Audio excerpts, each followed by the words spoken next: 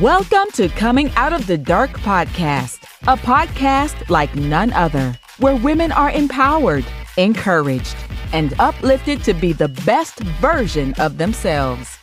Get ready to come from darkness into light with a passion to fulfill purpose. Here is your host, Miss Lady O.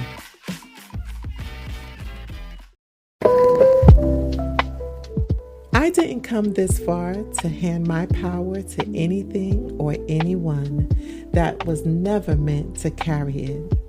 I came this far to finish strong because God gave me everything I need to do. So, hello, beautiful souls, and welcome to another episode of Coming Out of the Dark podcast. I'm your host, Miss Lady O, and today's message is one I pray speaks straight to your spirit. We're in a season where many of us are looking at our lives, our relationships, our careers, our goals, and we're asking, am I really choosing me? Because finishing strong doesn't just happen, it's a choice. A series of choices where you decide over and over again, I will not abandon myself. I will not shrink. I will not settle. Today, I want to take you on a journey of what it really means to choose you. To choose you in dating, in career, in friendships, and in family. And I pray that by the end, you feel empowered to take that one courageous step this week to choose yourself. And choose yourself unapologetically. Come with me on a journey as we discuss choosing you in different arenas. Let's first start with the dating mirror. So often as women, we are taught to wait to be chosen. We're told that the highest honor is to be picked by a man who says, I see you, I choose you, I want you. And I want to pause right here and say, I understand. I know what it feels like to wait for someone to select you, to say, you're beautiful. I want you in my life. I desire you for this moment, for this date, for this season. I know what it feels like to not be chosen and how that can leave you questioning yourself. Am I not pretty enough?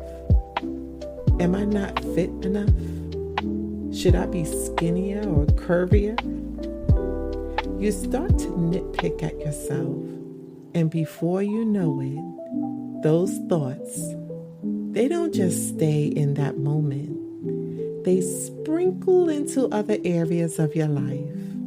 They become the quiet saboteurs of your confidence, your joy, your worth. That's why this conversation is so important to me.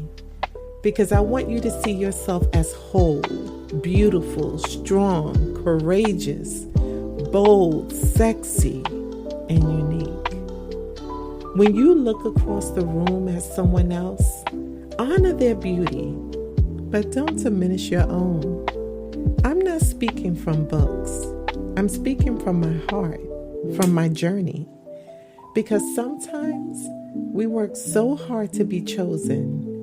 And when we finally are chosen, we realize, is this really what I wanted? And now we're stuck, grateful just to be noticed, or for a dinner, or a little attention. But I'm here to tell you, you don't have to wait for someone to shine a light on you. You are the light. You are the gift. So choose you. Now, if we may, can we just dive into looking at our career, how we're operating in our career. You have worked so hard to believe in yourself, to earn the positions you're in. I'm speaking to students, entry-level workers, mid-level professionals, C-suite executives. It doesn't matter where you are. You work to get there. And along the way, somebody directly or indirectly tried to tell you, you don't belong here. Who do you think you are? I don't want you here. Oh, I know what that feels like because I lived it. That's why I created this platform. Why I created Lady O Enterprises, to empower, encourage, and uplift women. Here is what I want to say. Stop waiting for someone else's permission to be who God already called you to be. When you walk into that room, walk in knowing who you are. Know what you bring to the table. Know what you possess. Know the skills you own. Because there will always be people standing at the gateway trying to block you. But you already have the pass. So I need you to act like it. God gave you those skills. He didn't ask permission from anybody else. So what I need you to do in this moment is to rise up, get focused, get bold, and choose you this day. And before I close out on that, I want to remind you, if that room cannot hold you, build your own table. Lay out the china, the linen, the finest things, and you be the host at your table. Surround yourself with people who authentically want to celebrate you. I know this is a tough topic, but it's an important topic. So I'm going to pause right here and just ask you, do you need a break? Do you need to just hit pause? Grab your notebook, grab your pen. Do you need a water break? Do you need to pour a glass of wine so you can continue on to the next half? Well, feel free to do so, because I have more to share. Because we talked about celebrating you, right? We talked about choosing you. Well, how does that look like in friends and family? It might look a little different. It's a little harder. Well, I'm going to jump back into the conversation here. And let's talk about friendships and family. And how are you choosing yourself in that? Because choosing you in friendships and family, it's one of the hardest, but most important things you can do. Love your friends. Love your family. But understand, they can't always go where God is taking you. There will be times when you lose support along the way. And I want to tell you, it's okay. You will be okay. I had to learn to let go, to realize that not every friend could go the distance. Some didn't want to see the vision. Some couldn't see it. Some felt uncomfortable in the light of where God was taking me. And I want to tell you, this isn't about bragging about myself or thinking I'm better than anyone else.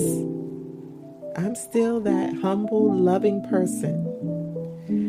But sometimes that very light make others feel uncomfortable. And I know you felt the same too. So much so that when God's favor shines and you look around hoping for people to celebrate with you and you find no one, or you find people standing there but their support is half-hearted, that's when choosing you means saying, okay, I see what I have. Choosing you means loving them, but making changes so you don't drain yourself focusing on who's not there. If nobody's there, look up and say, God, you are here with me. Choosing you means sometimes doing it solo, not for pride, but for peace, for purpose, to protect your light. You need to place people where they belong. And what I mean by saying that is, you have to do that with discernment, not emotions, because emotions is going to get you in trouble. You have to use discernment. Some will stay close. Some move to the edge. Some stay outside. But let God show you where to place them so you can live in peace, in truth, in boldness. And at the end of the day, you are going to choose you this day.